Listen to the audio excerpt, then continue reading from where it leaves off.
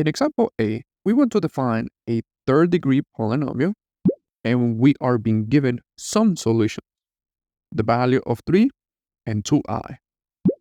But the fundamental theorem of algebra says that if we want to define a third-degree polynomial, then we need 3 solutions. The amount of solution always matches up with the degree of the polynomial. But we are just being given 2 of them.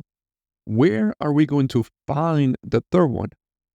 Well, let's remember that the complex conjugate is also a solution of a polynomial.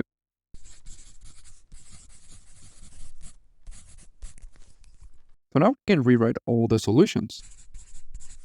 The 2 that we are given, 3 and positive 2i, and the complex conjugate of the complex number that we are being given. Let's just switch the sign on the imaginary part. So that's going to give us negative 2i. So now we're good, because if we want to define a third-degree polynomial, we need 3 solutions, and we have them here. 3, 2i, and negative 2i. So now let's write the linear factor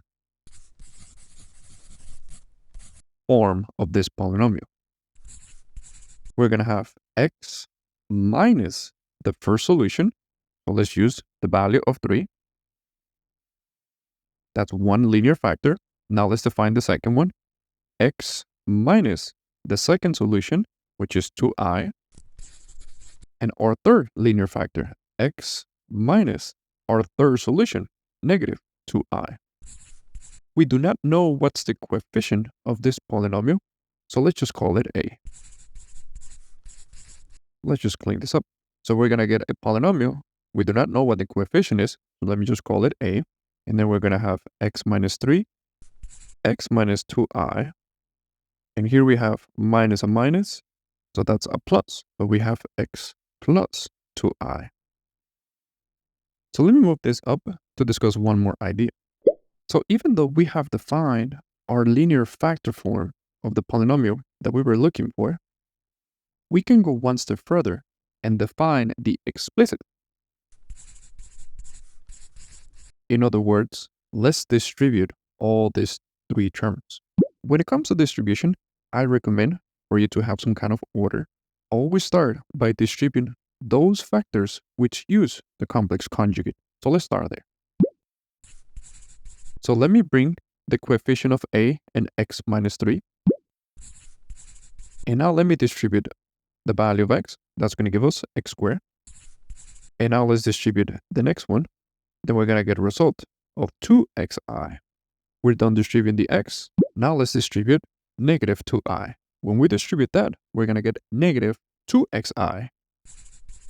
And when we distribute this, we're going to get negative 4i squared.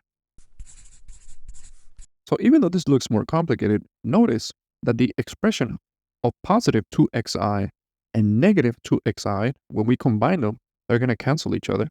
Here we have our expression of I squared, and we have defined this as the value of negative 1. So now our polynomial, it has a coefficient of a, x minus 3, and now what is left? X squared. And here we have negative 4 times negative 1, which is just positive 4. And notice that there is no more i's in our polynomial. Now let's perform our last distribution to define the explicit format. Let's start by distributing the value of x. And notice that I keep bringing that a to the front because I do not know what's the coefficient. I'm going to just say there's a coefficient. Whenever we find it, I'm just going to plug in whatever a is at.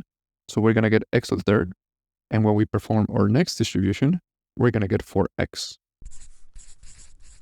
Now let's perform the next distribution. This is going to give us negative 3x squared.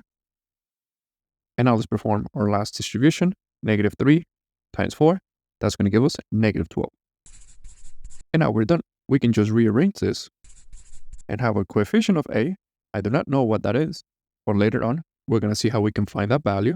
And now this is going to get multiplied times x to the third minus 3x to the second plus 4x minus 12. There are 2 ways to represent our solution. Either in linear factor form or the explicit form. And under the explicit form, there should be no i's on it. Hello. If you would like to continue learning about mathematics, you can check out the videos on the left.